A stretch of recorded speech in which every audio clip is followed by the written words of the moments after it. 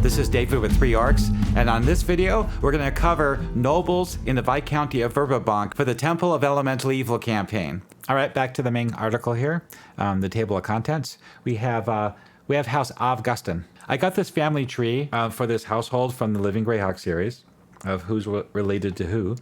And so this is all vital information for the campaign if you want to add it, where they come from. Let's go ahead and look at the big article here. So one of the oldest families of Verbobonc is prominent supporter of the Viscounty. Ancestral home is in Lawrence Ford.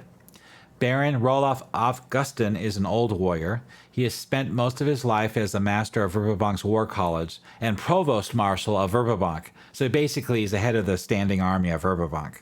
And of course he fought in the Battle of Emerald Meadows. The only information I have on him is some political secrets and basic knowledge that players might know if they have the knowledge. So a DC 5, which is 5th edition. So a DC 5, which is 3rd edition, but you can use it in any edition. The symbol of House Avgustin is a golden lion on a blue field. The current head of House Avgustin is named Rhynehurst. He is not related to the family, but served in the house military for years. He's a strong sense of humor and duty to those who cannot defend themselves. Then Captain Rhynehurst is formerly a trusted friend and advisor to Lord Baron Roloff of Avgustin, is serving as the regent house of Avgustin only until Elise Brandelberg, the heiress of Avgustin family lineage, comes of age, born in 583 Common Year, and it's only 14 years old. But you'll have to back that up for the 576 Common Year, so he's much younger, like 7 years old, or 9.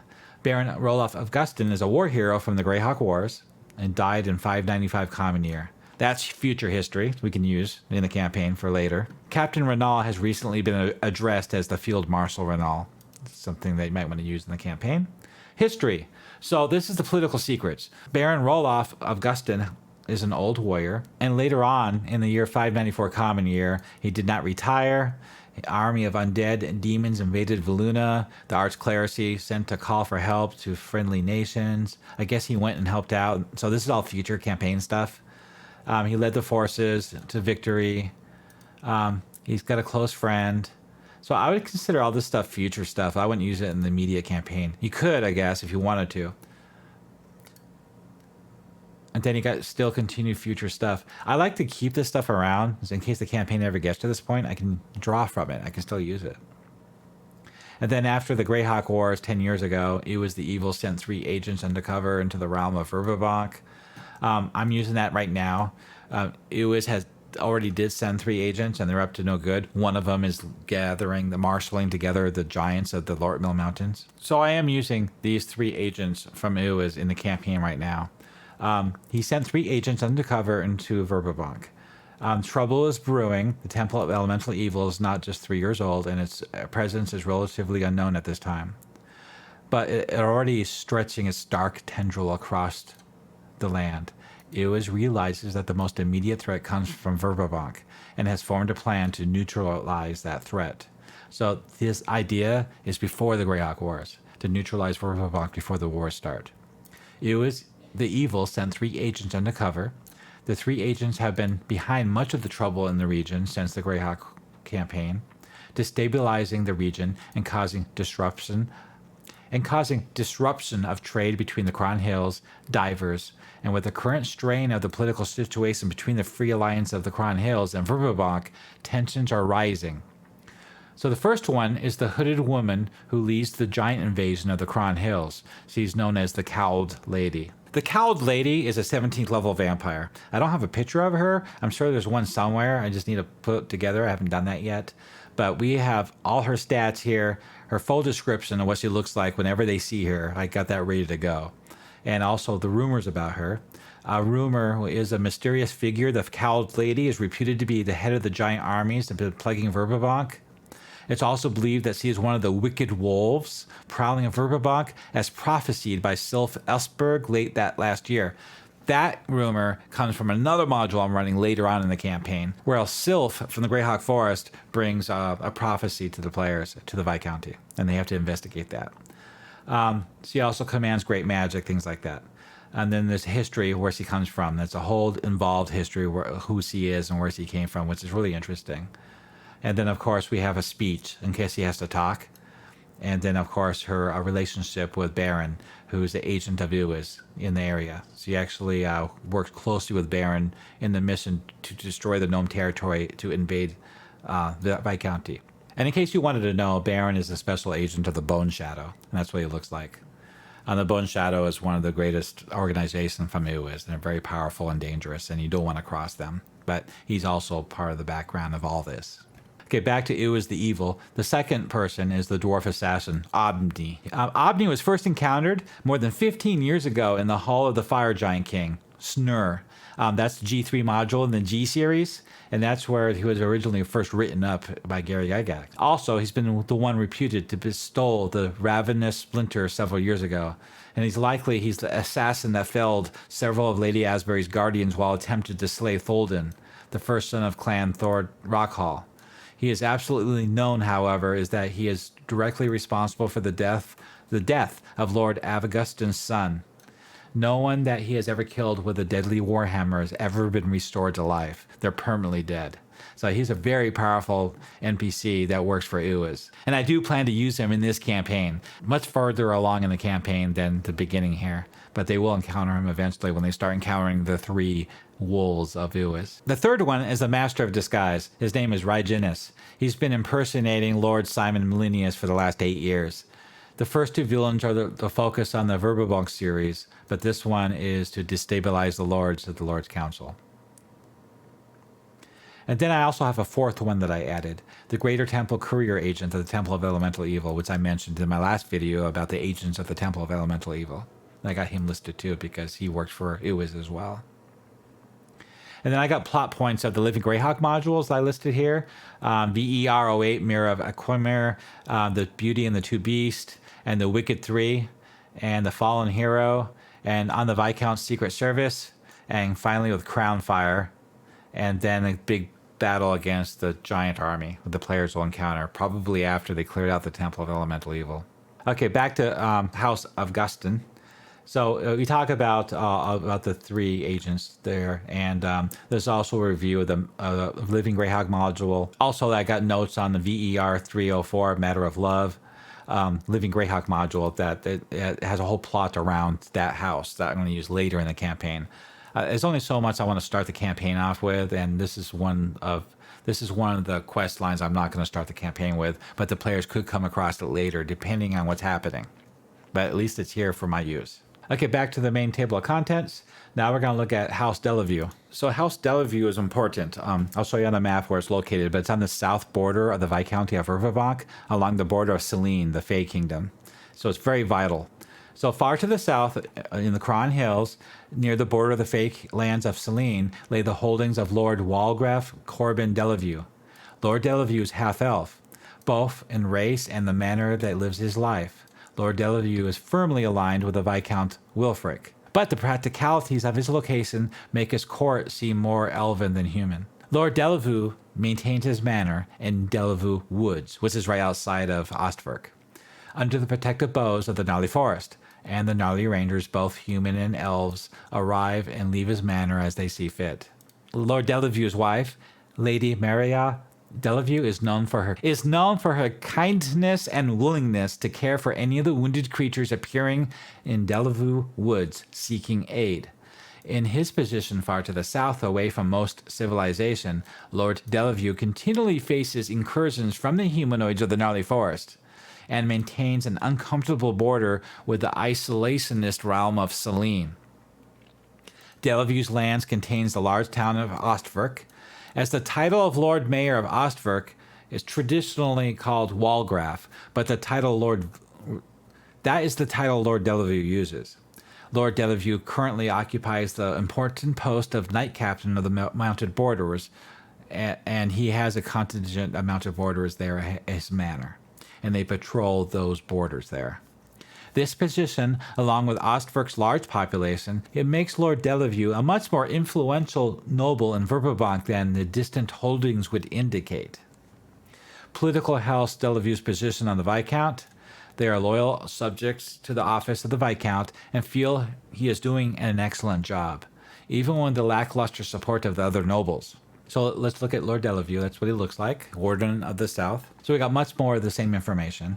But we talk a little bit more about his wife, and then we mention his daughter. His daughter is Sira Deleveu, and she shares Deleveu's gracious demeanor. Sira fancies herself a rogue and is intrigued by any adventurers. Lord Deleveu is less than enthusiastic about her recent obsession. Deleveu's lands contains a large town. And then, of course, there's his bailiff, Baron Fief, and serves Ostverk as the captain of the guard. So when the players are down here, when I send them down here before their 5th level to get them up levels before they tackle the temple itself, they're going to come across him. Now, one of the important quests that has anything to do with Lord Deleveu, Warden of the South, is a Living Greyhawk module called VER103, Gift of Beauty.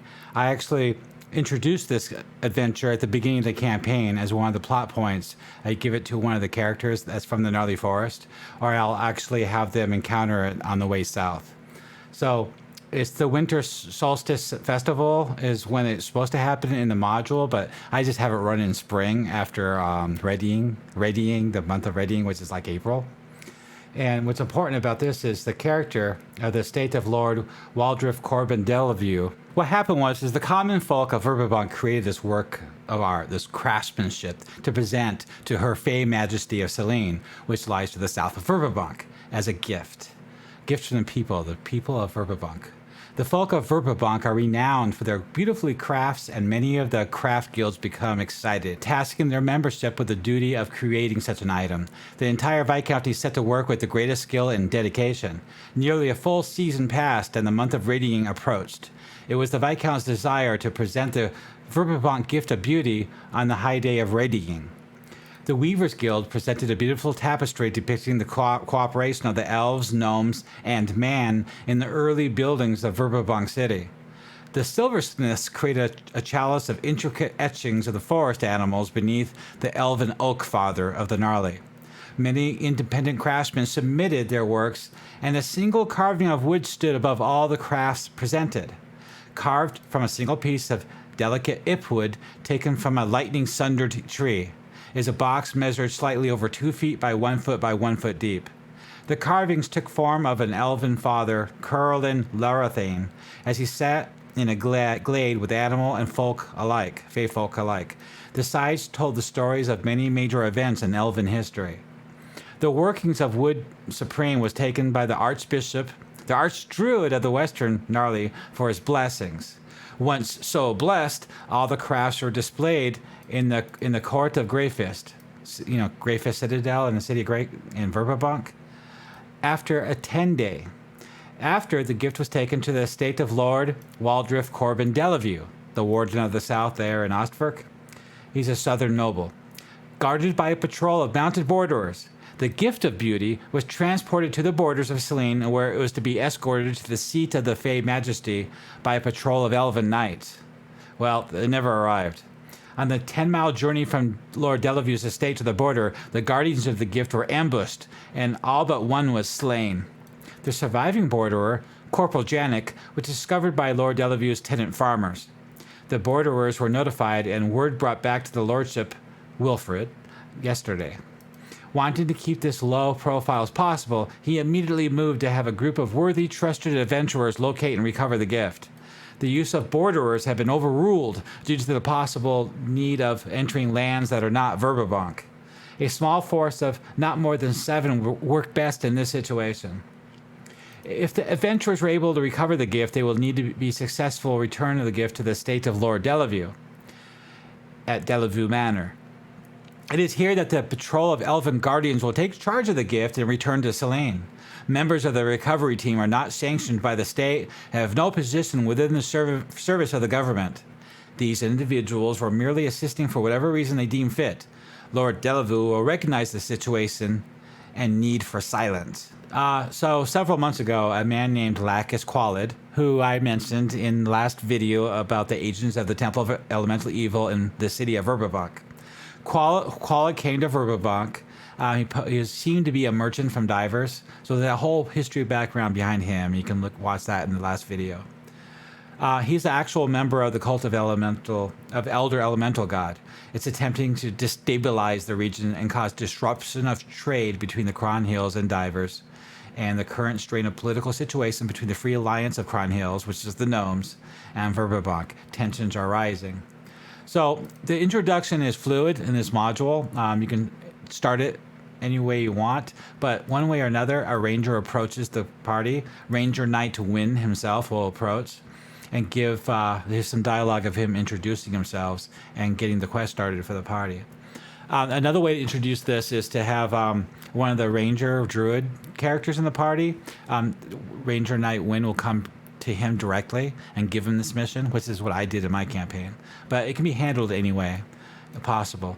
I give this adventure to the party to move them south, because after the first adventure, recovering the lost treasury of Lady Osberry and the gem and the sword and returning it to her, they need something to do besides rumors going to the village of Hamlet to investigate the bandits in the area. So to get them in that direction, I'll have the ranger approach them and give them this quest. That gets them traveling south. In doing so, in this module, you'll see that they actually talk to Lord Deleveu himself in person, and that's further down past the Black Griffin. They go to the Black Griffin.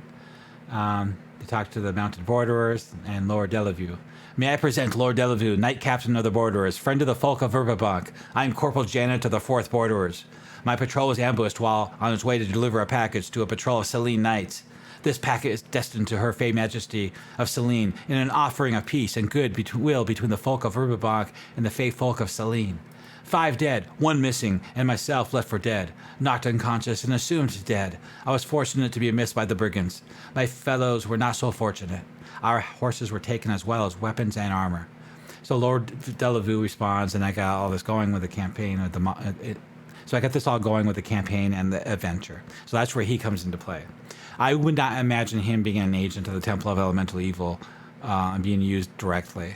So he's just one of the other lords in the land that the party would come across and associate with, engage with, and get the campaign moving along with really interesting plot points. Okay, back to the table of contents. After Deleveu is Chondell. So Chondell is more to the west. I don't really have him too prominent in my campaign.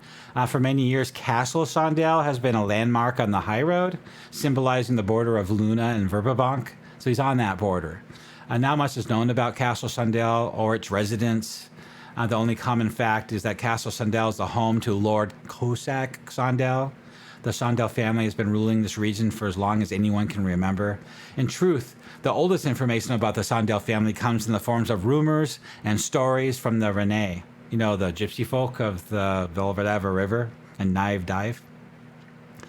Comes from frightening stories that tell of children late at night. True or not true, the stories had made many travelers wary of stopping at Castle Chondell. House Chondell is a minor power in Verbobonc. They rarely take a definitive stand in any matter, and rarely expose a strong position on any issue. House Chondell has never had a major conflict with another noble family, and no political alliances with any other noble family. House Chondell maintains a presence at the court of Verbobonc and Valuna. House Chondell's resources come from a variety of locations. They own several small silver mines in the Lort Mills, a trading company based out of Verbobonc City that runs from Divers to Valuna, and a textile mill in Verbobonc City, and a winery in Rhynehurst, the village to the north.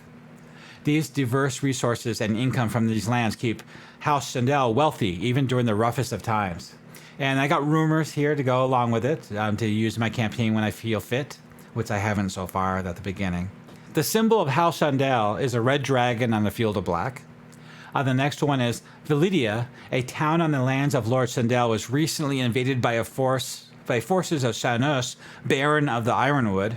The Dragonkin took the town with almost no resistance. That happened in the future. That didn't happen in my campaign at this time. The Rhynehurst barge folk tell their children frightening stories about Chondell's family late at night to make them behave. That's true. The current head of House Chondell is named Lord Cossack Chondell, residing in Castle Chondell. Lord Cossack is a tall, handsome man, but reclusive. His family, though, well established, is a minor power in the Viscounty, so that's something the players might know or learn. So you can use these for rumors, too. The lands of Chondell are beautiful and well tended. The people are hard-working but strangely quiet. They wear dark clothes but do not go out after dark and almost never speak about their lord. This kind of reminds me of Ravenloft. The next is, until Lord Rhynehurst stormed Velysin, House Chondell have never had a major conflict with the Nulb noble house. That's in the future. The second to the last is, House Chondell has many and varied resources, including a small silver mine, all that resources I listed earlier. And then the last, least known rumor is at least one member of the Chondell family has fought for Verbobonc in every major conflict as long as the Viscounty has existed. Lord Cossack himself fought in the northern campaign in Furendy less than a decade ago. So there you go. There's rumors and things that players might know about that house in the western part of the Viscounty. Not that I've had a need to use it, but at least I know who's on the seat of the Council of Lords. This is one of them. And you can also choose to use him for whatever purpose you want in the campaign. Maybe he is an agent of Temple of Elemental Evil, but that's up to you. Okay, back to the table of contents. We have House Galans. So House Galans maintains two very distinct holdings. Far Downs is a portion of Lord Fallon's holdings that extend a good distance from Cron Hills, but it's mostly wild and underdeveloped. I had to create that in my campaign world. It's not on any maps anywhere, so it's on my personal maps.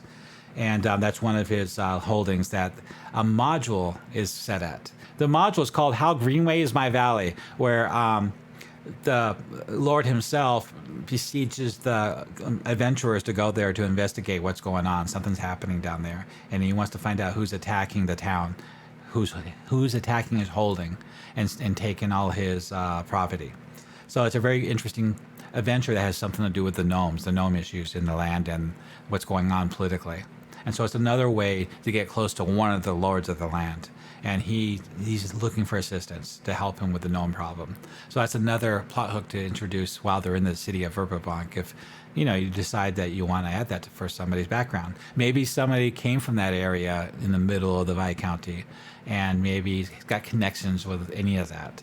And so that would be a good plot hook to give them. So it's got fertile fields in the southern Viscounty near Desuits Ford. It's south of Desuits Ford. It's primarily acknowledged for its agricultural products, but might yield substantial mineral wealth if the hostilities with the gnomes are brought to a conclusion. So he's one of the lords that's having a problem with the gnomes. The gnomes thinks that he's stealing their mines, or he wants to steal and annex their mines. He also owns an immense shipping yard in Ocam, which is more to the northeast along the river there, the Velverdiver River, the northeastern tip of the Viscounty. Lord Galans stays very informative about the goings-on on both his holdings, but he actually spends most of his time in Verbobonc City. So that's where the players would meet him. If you wanted to hire some players to pursue that module, that's where he would be. Inside his lands, Lord Galans also has a nickname of the Sampler, from those merchants who traverse his domain. Lord Galans will sample a small portion of the very best of the merchant carries as a recompense. The taxes the merchant pays are significantly reduced. This is a beneficial situation for all parties except for the Viscount, who relies on taxes. As yet, the Viscount's investigators have not been able to uncover any serious corruption, and Lord Galans have become one of the wealthiest nobles in all of Verbobonc. So it's something maybe you want to introduce in your campaign in that area. You might have a player character from the northeast part of the Viscounty. Okay, now the politics of Lord Galans. He's not popular with the other nobles of the Viscounty. He is very independent and does not mince words. He's impossible to intimidate. His personal courage and the wealth of his holdings make him a force within the Viscounty. He is very knowledgeable about the Cron Hills and the entire southern border region. Lord Galans carefully navigates a political position that lies between the Viscount Wilfric and attempts to pacify the Cron Hill gnomes, and the extremist nobles who would like to seek the gnomes forced to submit. Lord Galans is no one's side on the matter. In addition, he's keen to judge of horses and has holdings that produce mounts for the mounted borderers and the Knights of the Faithful Defender. So he's very prominent in the political world. So his house position is he's opposed to the Viscount and in fact does not particularly care for any of the other noble houses. Before players are allowed to meet with anyone, the house guards will ask to inspect their belongings and will help themselves to the most exotic materials they can find. This usually starts with spell components, wine, or fine textiles. If the players protest, they will reply that all citizens are required to pay taxes upon their lord's land. A lot of times, lords will outright steal loot from the party, and he's one of them. But he's not the worst. Okay, back to the table of contents of lords. We have House Haxx. So House Haxx is the current Lord Mayor of Verbobonc City, the Viscount's tax collector, and owner of one of the largest merchant interests in the Verbobonc, the Gentle Tradewinds Merchant Company. So the players, if they're traveling along the river, like the Velverdiver River, they might come across some of his merchant ships and recognize that symbol. He has elevated his shipping company to a quasi-military status as the Viscount's Merchant Marines. So they're forced to be contended with upon the rivers. Lord Haxx is a power-hungry noble who values the spirit of the law and personal codes, particularly when the law can be bent in order to line his pockets or provide him with further wealth. He's also a devoted follower of St. Cuthbert. He's also exceedingly well-mannered and will never talk down to any man in public. Tax collector for the Viscounty of Verbobonc. He uses a company called Haxx's Hardheads. Lord Marocus Willem Haxx enforces the Viscount's tax collection in all the Viscounty, not just his holdings. So let's go ahead and take a look at his hardheads here. So everyone except nobility is not allowed to resist a lawful tax collection.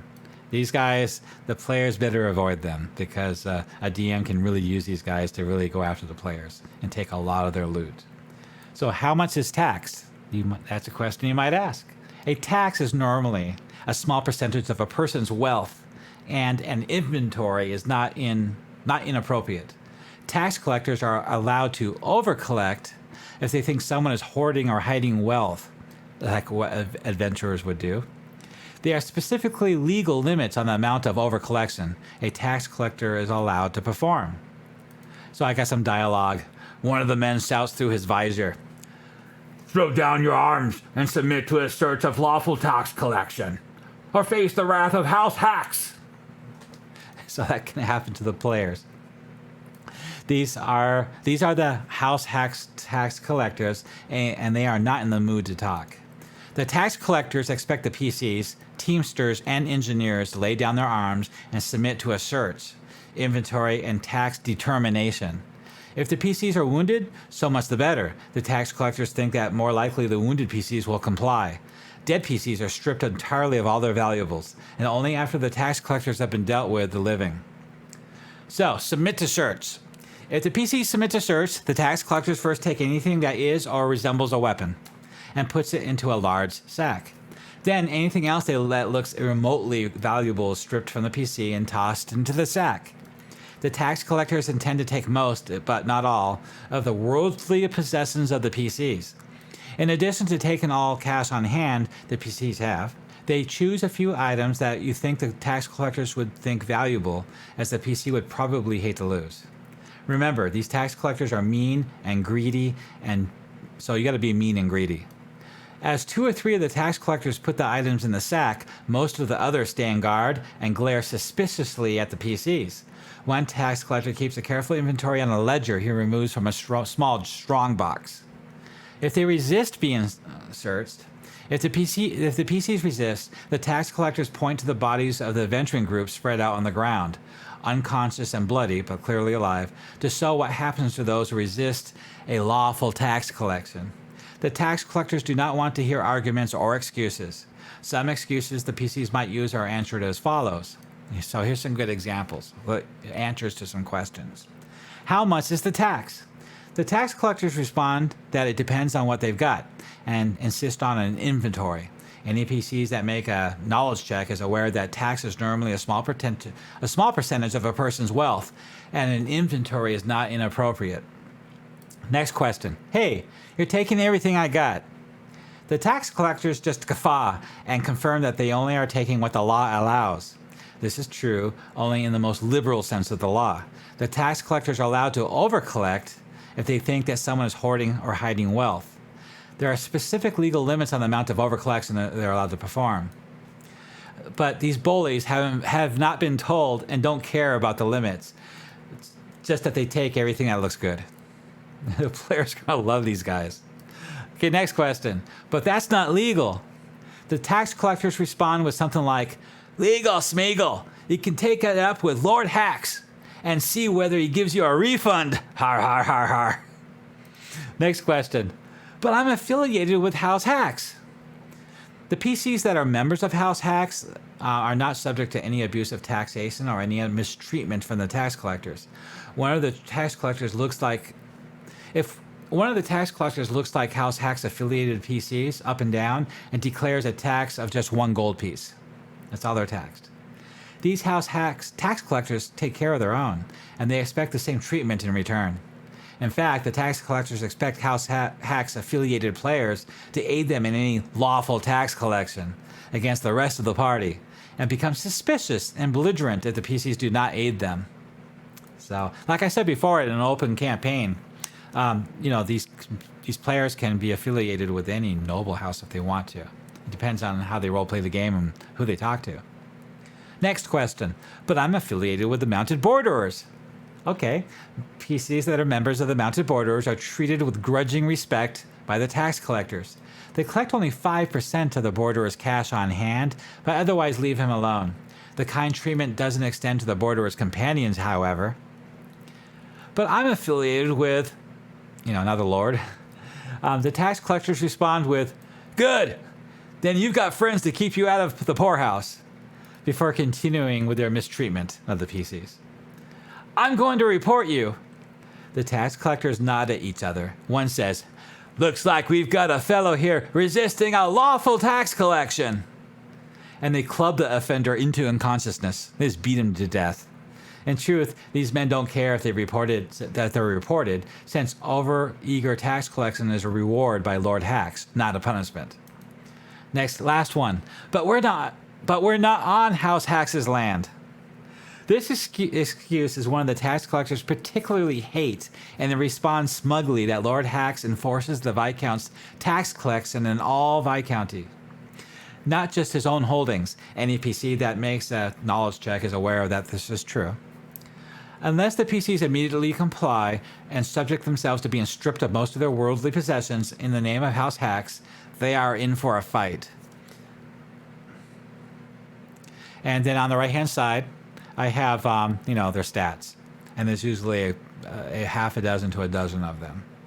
You gotta remember, if they resist them, now the law of Verbobonc is on their side, and that could be bad for the players. Because the players are no better than commoners. So it's really tough. They would go against the law of the land. They would be hunted and wanted everywhere they go. The noble house of Haxx is relatively new compared to other noble houses of Verbobonc. In fact, Lord Haxx wouldn't garner much respect if it weren't for the fact that he's wealthy and he serves as Lord Mayor of Verbobonc. Haxx's fortune began with a family shipping business, so he's a rich merchant, really. His shipping company, the Gentle Trade Winds, has been lucrative. I guess so, because he totally controls the Velverdiva River between Divers and Valuna. This, combined with his position as a noble, put him in an interesting situation. As a shipping magnate, his customers find it rather easy to get their goods in and out of Verbobonc. This is very valuable man to the agents of the Temple of Elemental Evil. Due in part to his position and his contacts, Lord Haxx also made sure that his local customers' goods make it to other shores as well by developing contacts and shipping offices in other major ports. Those that decide not to do business with his shipping company find it difficult to gain access to these markets due to the high tariffs and duties imposed upon them by friends in high places. Another link to people helping in the Temple of Elemental Evil. At times, the strategy of parsley has been difficult, as Haxx's business interests conflict with the interest of the current Lord Mayor. That's not true. There is no current Lord Mayor because he is the Lord Mayor. So strike that sentence. Lord Haxx's business practices makes him an unlikely friend of the family the Thieves Guild of Verbobonc. They're called the family. Favoritism of a certain merchants and inflation of shipping prices have provided lucrative opportunities for the family. They have found a niche market for their services, smuggling goods into the Viscounty and working with customers that Lord Haxx has gouged in the past. So the family and Lord Haxx could be in cahoots with some agents of the Temple of Elemental Evil getting resources to Nulb. So something to work into the campaign if you want to. The House position on Viscount. House Haxx believes that the Viscount is doing a good job and is capable of increasing trade and keeping shipping lanes open and caravans moving. At this time, these things are not happening, as he is concerned with the banditry overland and piracy on the river that's hampering trade. So he's not happy with the Viscount right now. Commander Bibblesfoot. He's head of Lord Haxx's commissioned merchant marines. He's a male gnome in his early 60s, dressed in an appropriate and highly tacky garb of a theatrical admiral. He sports a handlebar mustache, always can be found with a pastry in his hand. Great, how do you do that? Things like that. So he's a great NPC that works for him that the players might meet on the river. Okay, back to the table of contents of Lords of the Council. We have House Rhynehurst. The Rhynehurst control a significant part holding within the western edge of the Viscounty. The town of Rhynehurst sits about 30 miles upriver from the Verbobonc city. This is like west, where the Celebavara River flows into the Velrediver River. The confluence of these two rivers is a prime location for a trading port, and the Rhynehurst has been a trading town since the earliest days. A large collection of Rani, the gypsies of the river, maintain a semi-permanent encampment just outside of the Rhynehurst, and the river folk are more welcome in Rhynehurst than anywhere else in the Viscounty. In the dark days of the Keelish occupation, Keeland, the Rhynehurst family, they were little more than local lords who gave the river town its name, was driven into hiding. Throughout the 80-year occupation, the rebellious Rhynehurst led bands of rebels and outlaws based in the grim Ironwood. These noblemen, particularly Artel Rhynehurst, were instrumental in keeping public sentiment high and harassing the Keelish invaders throughout the occupation. At the Growfest festival in 538 Common Year, Artel Rhynehurst urged a rebellion. The commoners of Rhynehurst land harried the Keos troops into Furon. Reinforcements arrived to expel the Keelan occupiers from Verbobonc for good. This rebellion could not have succeeded without the aid of the nearby Sir Elistad Crompalks. Rhynehurst lands lie north of Castle Estival, surrounding the town of Rhynehurst along the Celebavara River. Sir Crompalks held the lands around the town of Larnistow, south and east of Castle Estival. The Keolis forces have thought that the old Sir Crompalks to be safely under their thumb, but the clever old lord had been secretly sending aid to Artel Rhynehurst all along. Sir Crompalks knew that the only hope for his family's long-term survival lay in the success of the rebel Rhynehurst. Only the lands of Rhynehurst were free. The aged Sir Crompalks declared fealty to Lord Rhynehurst, greatly enhancing Rhynehurst's territories. Even with the influx of Crompalks' southern holdings, however, Rhynehurst was a despoiled, looted land. However, like all the people of Verbobonc, the folk of Rhynehurst are sturdy, proud, but determined to build up their lands when evil lays them low. The area around Rhynehurst was free at last, and the people were prospered since. The town of Rhynehurst has grown in leaps and bounds, and now the trade town is the largest there has ever been. Rhynehurst is a bawdy, colorful place where the bards of Verbobonc like to gather. The wine and art of Rhynehurst is unsurpassed, and the city is alive and an undercurrent of excitement and intrigue.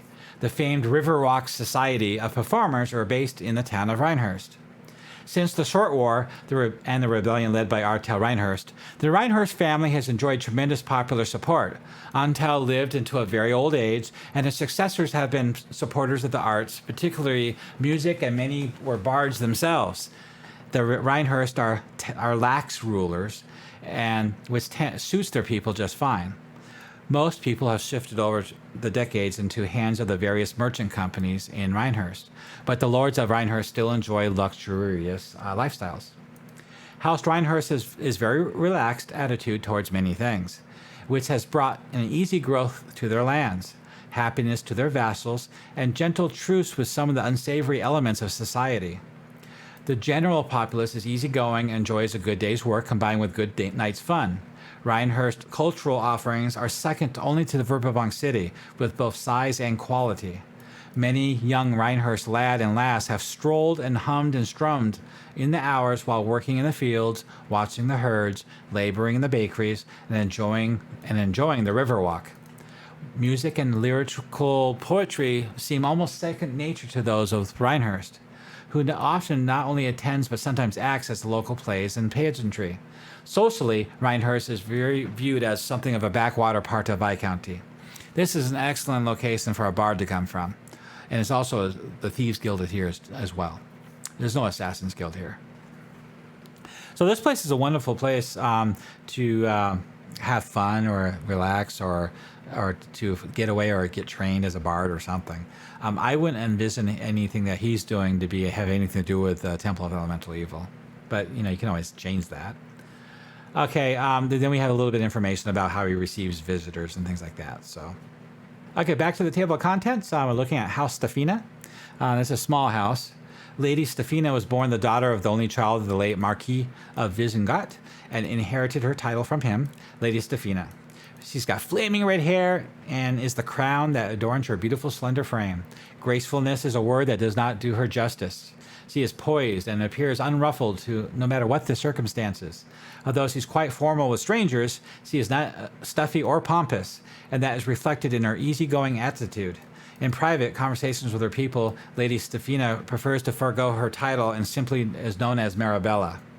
So between her and Lady Eleanor, they're the two prime bachelorettes in the entire kingdom. They're both single, they're both beautiful, they're both talented, and they all both hold great positions of power.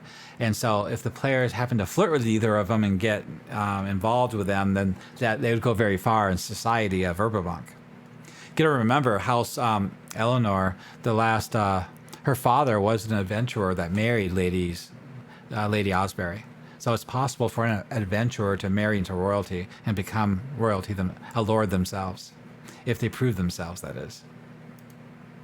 And a great way to prove themselves is defeat of the Temple of Elemental Evil.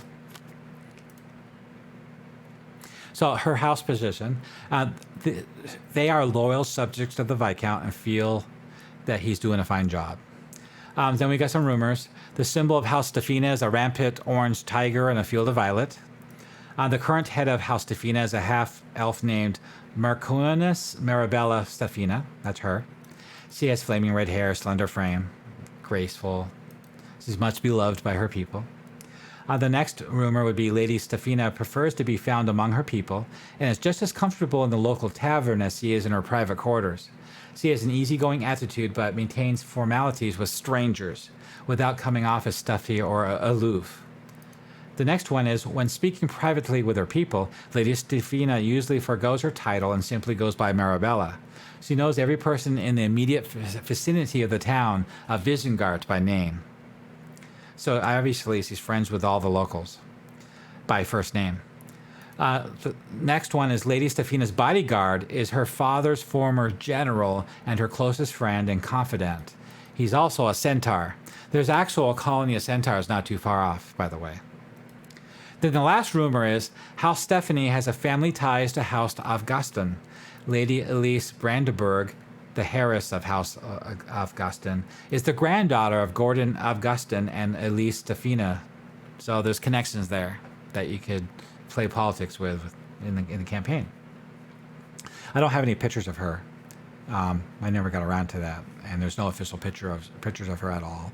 So, and I also don't think I have much on her town, Littleborough. Let's take a look at Littleborough. Yeah, that's all I got is like 4 paragraphs of there's halflings there. There's no map or pictures or anything. But I would develop it if a character was from there for some reason. Like maybe it was a halfling or a human from there. Then I'd have to add some stuff for the campaign. Okay, back to the table of contents. We got House Vaswell.